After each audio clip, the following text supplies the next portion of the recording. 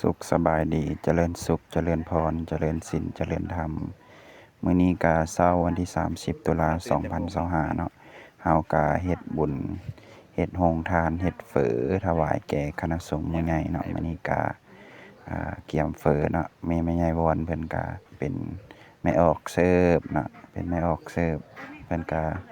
เกี่ยมผักเกี่ยมหอมเกี่ยมเฝอเกี่ยมอิหยังใส่ถ้วยไว้แล้วเนาะเฮ็ดถั่วงอกเกี่ยมไว้เพื่อให้ทันฟ้าก่อนสิแจ้งเนาะก็เกี่ยมหม้อลวกหม้ออิหยังไว้เนาะโดยมีเจ้าภาพตั้งต้นเนาะมื้อนี้ก็ประกอบมีเนาะพระอาจารย์ใหญ่เพิ่นจากเมืองนอกเนาะเพิ่นโอนมาตั้งต้นให้อยู่ที่150ดอลซึ่งโอนมาเข้าเป็นเงินไทยอยู่ 4,700 บาทเนาะแล้วก็มีคนมาต่อยอดก็คือแม่ออกเอื้อยของครูบาเนาะแม่ออกแสงดาราหรือว่าแม่ออกน้อยแม่ออกเอื้อยครูบาเนาะต่อยอด300,000กีบเนาะอุปถัมภ์โรงทานใหญ่แล้วก็ตามด้วยครูบาเอเนาะธรรมจักโกครูบาเออัตตปือเนาะ200,000กีบเนาะร่วมเป็นเจ้าภาพโรงทานมื้อนี้ให้ครูบาเอเจริญเด้อค่ะหน่อยเจริญศีลเจริญธรรมแม่ออกอีทเนาะก็คือแม่ฮักของครูบาเนาะทางเมืองไทยเพิ่นก็โอนมา100 บาทเนาะแม่อีทแข็งแรงร่ำรวยแม่ใหญ่วอนแน่แสนกีบเนาะนี่ก็ต่อยอดเป็นเจ้าภาพโรงทานได้แม่ใหญ่วอนเพิ่นก็ได้อนุโมทนาสาธุนำแม่ใหญ่วอนเนาะเป็นทั้งเจ้าภาพเป็นทั้งผู้แม่ครัวสาวแม่ออกเสิร์ฟเนาะมื้อนี้ก็ทางคณะแม่ขาวเพิ่นได้ร่วมต่อยอดนำอีกเนาะแม่ขาวสังวานเพิ่นก็ร่วม100,000เนาะ4วันก็50,000เนาะแม่ขาวแสง100,000แล้วก็แม่ซีศรีพระจันทร์อีก100,000กีบเนาะอนุโมทนาเด้อเป็นทานแก้วทานทิพย์ทานมื้อเช้าให้ไหลเข้ามื้อแลงทานให้กับพระสงฆ์องค์ข้าเจ้าผู้ถือศีลถือธรรมเนาะให้มีพละอานิสงส์ยิ่งใหญ่มาค้ำสู่โยนนให้ได้พบบุญบารมีเด้อพบดวงตาเห็นธรรมไผก็ได้ฮู้แจ้งเห็นจริงฮู้สัจธรรมเห็นแจ้งในธรรมะสว่างไสวเด้อสาธุแม่ครับสมเพิ่นก็มาอีก100,000นะนี่ก็เป็นภาพตอนเช้าๆเนาะครูบาอาจารย์ไอ้จั่วไอ้เนนเพิ่นก็ไหว้พระเนาะไหว้พระสวดมนต์ตอนช่วงเช้าก็บรรยากาศก็พระสงฆ์สามเณรแม่ชีแม่ขาวแน่เนาะก็ร่วมเฮ็ดโรงทานเกี่ยมเพื่อสว่างเลยเนาะแสงสว่างขึ้นจังสันได้เลยเนาะถ้าแสงสว่างบ่ขึ้นแสงแดดบ่ขึ้นไปสันนี่ถ้าฟ้ายังมืดอยู่ก็ต้องอาบัติได้เนาะอาบัติฉันข้าวค่ำเพราะฉะนั้นก็ต้องได้รอท่าแม่ครัวเพิ่นก็เฮ็ดอาหารที่เฮาเกี่ยมเฮ็ดโรงทานซื้อไว้ตั้งแต่มื้อวานนี่พุ่นเนาะอันนี้ก็มื้อวันที่30ตอนเช้าเนาะแล้วตอนนี้ก็ตัดภาพมาตอนสว่างเรียบร้อยเนาะก็พร้อมเสิร์ฟอาหารพร้อมเสิร์ฟถวายแก่คณะสงฆ์หมู่ใหญ่จั่วไอ้เนนแม่ชีแม่ขาวนะก็สั่นนำกันเบิดวัดเลยเนาะออกแน่เนาะและตอนนี้โรงทานเฝอเฮากับพร้อมแล้วเนาะถ้วยเฝอเป็นระบบระเบียบแล้วถ้วยเฝอเรียมงามจบงามแล้วเนาะถ้วยเฝอเรียมจบงามคณะแม่ขาวแม่ชีแม่ออก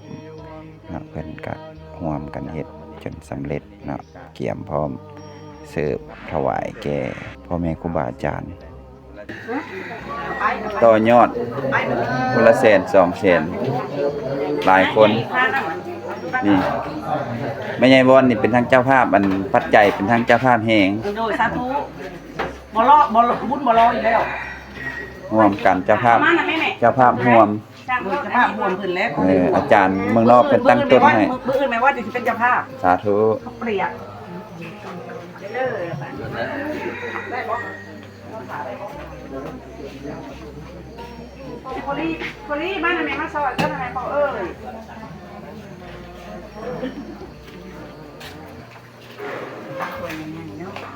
หน่อยว่าสิมาบ่รอแม่จะบุญหลายซอยจัดสรรให้พระสงฆ์ในที่นี้สารมีเงินแห้งการปฏิบัติเนาะบุญใดกุศลใดทำงานความดีในทั้งเพื่อนทั้งมวลที่ที่มาจากพระเนรตลอดในสิ่งที่เขาผู้ฝึกทำในวัดพระสวดมนต์นาสมาธิภาวนาอย่างจงปกบุญที่เกิดจากการฝึกปฏิบัติเท่านั้น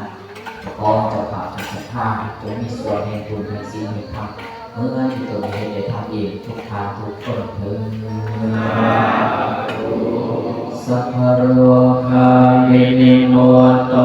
สัพพะสังฆาภวัสสิโตสัพพะเวรมติกันโตนิโมโตจาตุอังคาวาสัพพิติโยวิวัสสันตุสัพพะโรโควินาศตุมาเตภวัตวันตรายโย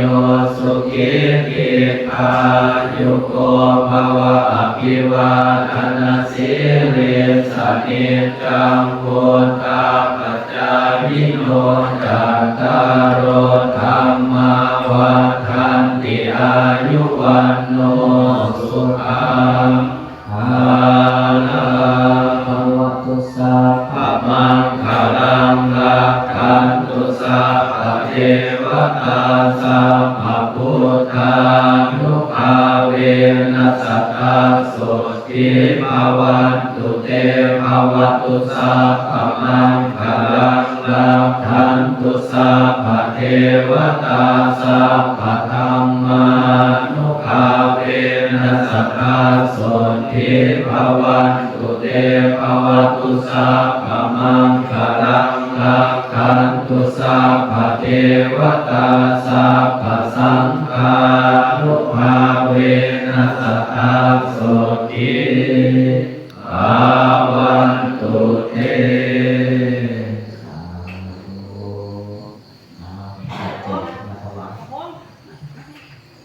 แม่วอนเพิ่นเอาทุกงานแม่วอน แล้ว เพิ่ เสี น ยหน้าปัญหาบัดนี้มาเอานั่งได้อยู่ผู้เดียวเจ้ากัน3นี่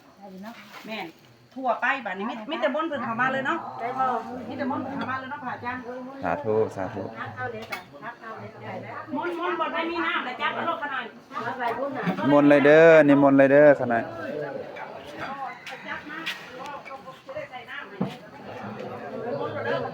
มนต์เลยเด้อพระอาจารย์โดไปเลยคนนั้นเอามาพอค่อยๆใจเย็นๆให้ฟังเนาะ มันเลยเดี๋ยวนี้เด้ออันยักษ์ก็เลยพักค่ะ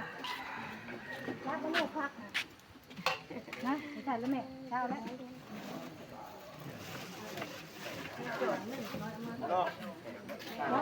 ไม่ไม่ค่ะนั่นแหละเอามาแล้วนั่นรอเช็คให้ทีโต๊ะไปด้วยโต๊ะเพราะว่าให้คันฮ้อนเลยตามซาแน่น้ำมันเอาถากเอาเกลือ